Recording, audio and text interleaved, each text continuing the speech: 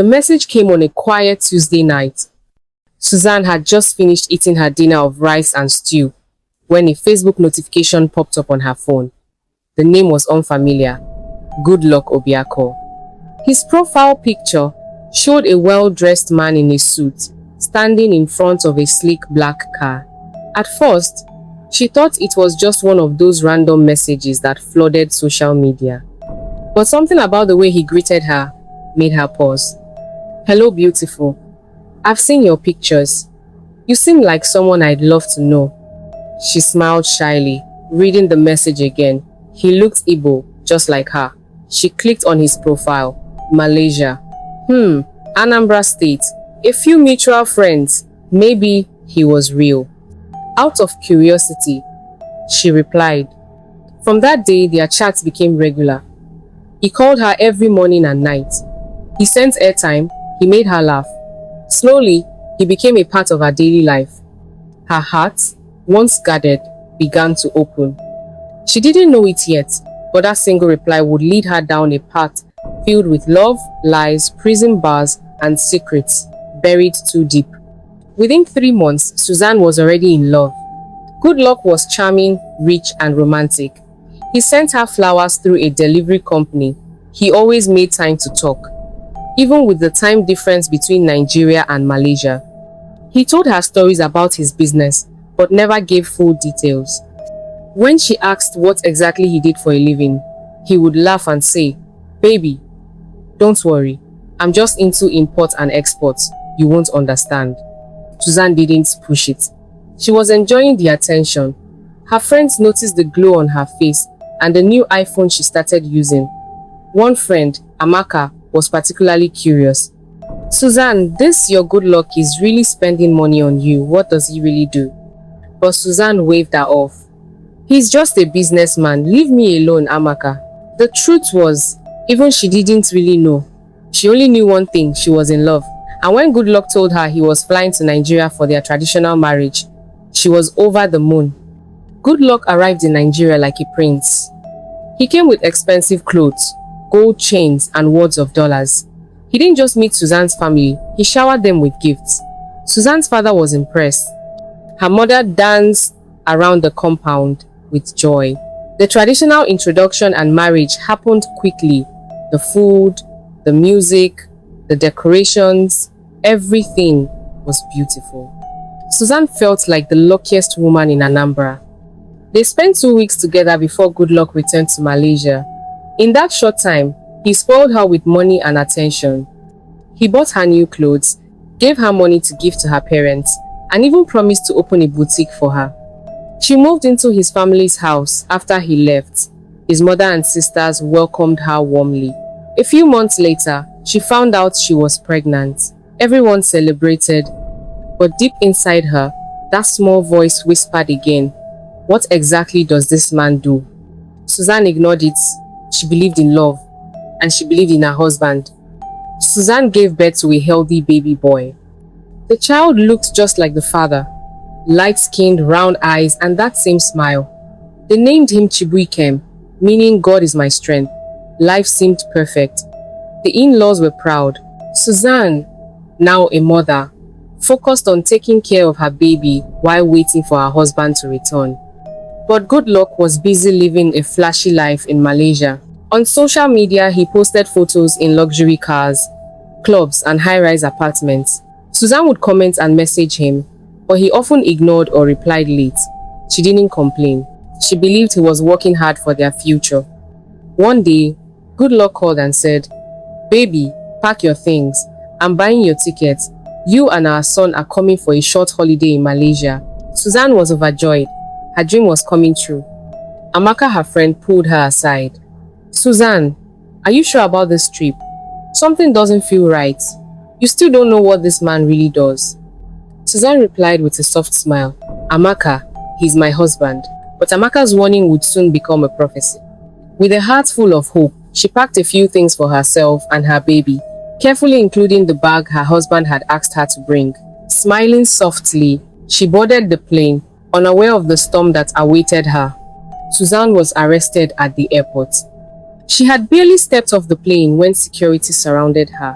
"Madam, you're under arrest," they said, waving documents and asking for her passport.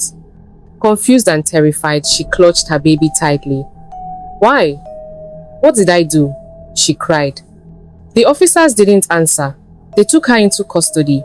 Hours later, she learned the shocking truth.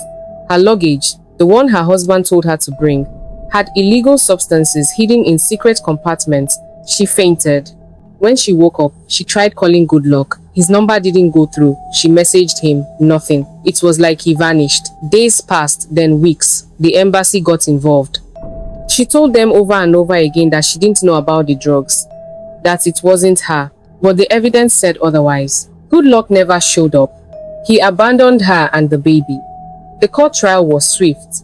She was sentenced to life imprisonment. The judge said, "Ignorance is no excuse." Suzanne cried every night in her prison cell. Her only crime was loving a man she didn't truly know. Her baby was taken away. He was deported back to Nigeria. Her world had fallen apart. Prison was hell. Suzanne sat in her cold cell every night, her heart broken, her spirit crushed. She missed her son. She missed her family. She missed her life. She replayed everything in her head. How she met Goodluck, the wedding, the baby, and now the betrayal. Letters she wrote to the Nigerian embassy got no reply. The worst part was not knowing what was happening outside. Her in-laws stopped writing. Nobody visited. And Goodluck, he had completely disappeared. He never once reached out to check on her or their son. She started hearing rumors from other prisoners, how women were used to traffic drugs without their knowledge. She wasn't alone, but it didn't make the pain easier. One morning, the prison warden walked into her cell. "Good news, they reopened your case." It turned out her lawyer had appealed. After reviewing her innocence, the court reduced her sentence from life to 15 years. But even that felt like forever. Suzanne sat down, looked up at the tiny barred window, and whispered, "Will I ever be free again?" Back home in Nigeria, Goodluck was living another life. He returned to Anambra and told Suzanne's family that she was fine and staying in Malaysia for business. Whenever they asked to speak with her, he gave excuses. "She's resting. Her phone got missing. She'll call soon." Suzanne's mother began to suspect something wasn't right. She tried reaching out through the embassy but got no help. The stress became too much. Her health started to fail. Goodluck didn't care. He avoided Suzanne's family and eventually stopped visiting them at all. He abandoned his own son, leaving him with one of his sisters. The boy grew up confused, asking questions no one wanted to answer. To the outside world, Goodluck was still the successful businessman. But inside, he was a man hiding a terrible secret, and a coward who abandoned the woman who once trusted him with her whole heart. And while he lived freely, Suzanne's time in jail was filled with hunger, tears, and silent prayers. Suzanne's world shattered again. One morning, the prison chaplain entered her cell with a heavy heart. "Suzanne," he said gently, "your mother has passed away." She froze. It felt like her heart stopped beating. Tears rolled down her cheeks as she collapsed to the floor. "No, no, please. She can't be gone." Her mother had been her only hope, the only person who believed in her innocence. She cried for days. She didn't eat. She didn't talk. Her cellmates tried to comfort her, but nothing could ease the pain. She wasn't there to hold her mother's hand. She couldn't attend the funeral. And Goodluck? He didn't even send a message of sympathy. That was the moment Suzanne's heart began to harden. She no longer prayed for her husband. She stopped thinking about the past. She focused on one thing: survival.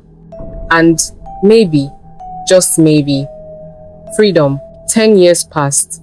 Suzanne walked out of the prison gates with nothing but a small bag and a broken heart. Her hair had turned thin. Her skin was darker from years under the sun. But her eyes were stronger. She had survived. Deported back to Nigeria, she arrived with no money, no family, and no idea where to go. Her first thought was her son. Her second was Goodluck. She borrowed a phone from a kind stranger and dialed his number. It rang. He picked up. There was silence. "It's Suzanne," she said, her voice shaking. Immediately, Goodluck cursed and shouted, "Don't ever call this number again." If you try anything stupid, I'll make sure you disappear." Then he hung up. Suzanne dropped the phone and broke into tears. After everything she had suffered, this man still had no remorse. She sat alone on the bench at the park that day, wondering why life had been so cruel to her. That Sunday, Suzanne walked into a small church in Lagos. She hadn't planned to. She was just passing by and heard the sound of singing. Something pulled her in. The people were kind. The pastor preached about new beginnings. And for the first time in years, Suzanne felt hope. After the service, a man walked up to her. "My name is Anderson," he said with a gentle smile. "Are you okay?" Suzanne hesitated. But there was something calm about him. He looked like someone who had seen pain too. Over the next few weeks, they began to talk. She didn't hide anything. She told him everything: Facebook, good luck, prison, her mother's death, and her son, without judgment. He held her hand and said, "You are not your past. I see strength in you, Suzanne. Let's build something new." For the first time in over a decade, Suzanne smiled with her heart. Anderson gave Suzanne something she hadn't felt in years: peace. He was kind, patient, and deeply spiritual. He didn't see her as a woman with a criminal past. He saw her as a survivor. Slowly, Suzanne started to heal. She began volunteering at the church's women group. She helped with cleaning, cooking, and later, teaching other women who had been through tough times. With time, Anderson asked her a question that made her heart race. "Would you be willing to start again with me?" Tears welled in Suzanne's eyes. She wasn't sure she deserved happiness. "I have nothing, no house, no job, even my son was taken from me." Anderson smiled gently. "But you still have your heart, and that's all I need."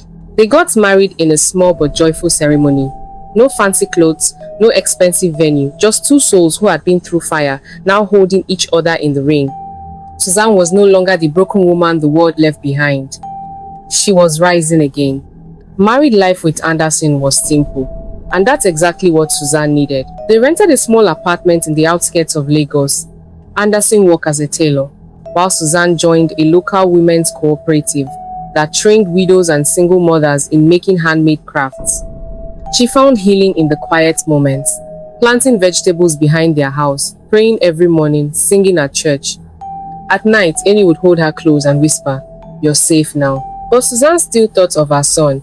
She didn't know where he was. She didn't even know if he remembered her face. The pain lingered, but she refused to let it define her anymore. She wrote letters she never sent, to her son, to her mother, even to Good Luck. She didn't hate Good Luck anymore. She had buried that chapter just like she buried the pain. Suzanne was finally living her best life, even if it was quiet, and she was grateful. One afternoon, while Suzanne was at the market buying vegetables, she overheard two women talking by the roadside. "Did you hear about that man who died in a car crash on the expressway? Some say it's karma," one said. "What's his name again?" the other asked. Good Luck Obiako, and his wife too. Both of them gone instantly. What a way to go. Suzanne froze. Her hands trembled. The tomato she was holding slipped to the ground. For a moment, everything around her went silent. She asked the women to repeat the name. "Good Luck Obiako," the woman said again, "from Anambra." Her knees almost gave way. She walked back home in a daze. When Anderson returned from work that night, he found her sitting outside, staring into the distance. "He's gone," she whispered. Anderson didn't need to ask who. He simply sat beside her, held her hand and said, "Let the past stay buried." Weeks later, Suzanne gathered the courage to search for her son. Through the help of a church member who knew someone in Anambra, she traced her in-laws. After some struggle and tears, she was allowed to see the boy. His name was still Chibuikem, now 11 years old. He didn't recognize her. She sat across from him, fighting back tears. "I'm your mother," she whispered. "I didn't leave you. I was taken." The boy looked confused. He had been told a different story his whole life, that his mother abandoned him and ran off to Malaysia. She wanted to scream, but she didn't. She just cried. "I'm not asking you to believe me now," she said gently, But one day, you will know the truth. Before she left, she gave him a small wristband she made by hand. Keep this. When you're ready, find me. As she walked away, her heart broke all over again. Time passed. Suzanne didn't push to take her son back. She let God handle it. She focused on healing, growing, and giving back. Her story began to spread, not as a scandal, but as a testimony. Women came to her for advice. Young girls listened to her words and cried. She became a voice for the forgotten. One Sunday, after sharing her story during a church service, a woman approached her in tears. "You've given me hope," she said. That night, Anderson and Susan sat under the stars, holding hands. "Sometimes I think my life ended in that prison," Susan said quietly. Anderson looked at her and smiled. "Number, that was just the fire. Now you're gold." For the first time in a long time, Susan believed it. Not just in God, but in herself.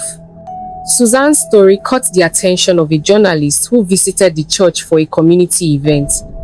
He listened carefully, asked for permission, and published a short article titled, "From Prison to Purpose, the Woman Good Luck Left Behind."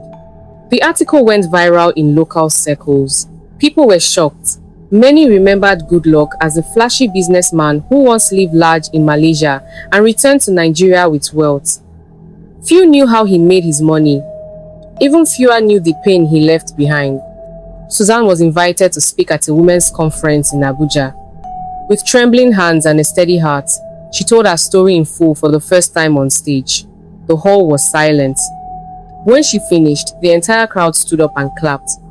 She walked off the stage with tears in her eyes. That day, she didn't feel like a prisoner anymore. She felt like a woman reborn. It was a rainy evening when the knock came. Suzanne opened the door and gasped. Chibuikem stood there, taller, older, with his father's eyes but her gentle face. He held the wristband she had given him years ago. "Are you my real mother?" he asked, voice shaking. Suzanne burst into tears. She wrapped her arms around him tightly, sobbing into his shoulder. "Yes, baby.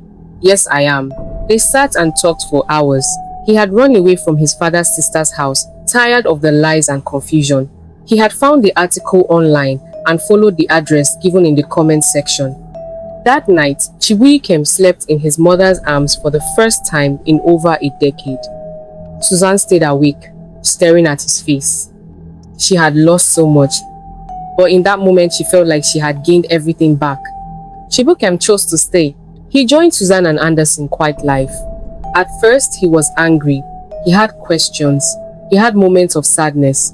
But Suzanne answered with patience. Anderson treated him like his son. Over time, the pain began to heal. One Sunday, during testimony at church, Chibuikem walked up and said, "I used to be ashamed of my story. But now, I see that my mother is a fighter, and I want to be just like her." Suzanne couldn't hold back her tears. The church was silent again. Not out of shock, but out of deep respect. After the service, many parents came forward. "We've judged you wrongly," some said, "but now we understand. May God bless you." Suzanne had finally cleared her name, not just in the eyes of strangers, but in the heart of her own son. Months later, Suzanne heard about Goodluck's burial. It was rushed, quiet. His second wife, who died in the car crash with him, was buried beside him. There was no honor, no celebration. People whispered that his death was karma. Some said he had been planning another trip abroad. Some said he had enemies waiting to expose him. But Suzanne didn't attend. She didn't send flowers. She didn't even say a prayer. That chapter was buried, along with every lie, every tear, every sleepless night. Instead, she walked to her mother's grave that evening. She placed fresh flowers, knelt down and whispered, "Mama, your daughter is free now. Thank you for never giving up on me." The wind blew gently. She smiled. Suzanne's life had once been buried in shame, in betrayal, and in silence. But not anymore. She opened a small center for women who had come out of prison. She named it New Lighthouse. They taught women how to sew, cook, and earn a living. More importantly, they taught them how to believe again. Chibuikem finished secondary school and began applying for universities. At night, when the stars came out, Susan would sit on the porch, watching her husband and son laugh inside the house. She had lost everything once, but she had gained something more powerful, a second chance. And though her story began with secrets, it ended with truth. Because even when a life is buried with pain, it can still rise again. The moral lesson of this story is: know who you marry. Love is powerful, but trust must be built on truth. Before you give your heart and your life to someone, take time to truly know who they are, not just who they show you. This story teaches us that a beautiful face and sweet words are not enough. Character, truth, and values matter more. Rushing into marriage without truly knowing a person's background, lifestyle, or intentions can lead to deep pain. Secrets in a relationship are dangerous, and blind trust can destroy not only love, but lives. No matter how much you love someone, do not ignore red flags, especially when people around you raise concerns. Always ask the hard questions. Investigate. Observe. Because who you marry doesn't just affect your future, it shapes your entire destiny. If you've watched up to this point, please subscribe to this channel to encourage us to create more heartfelt stories for you.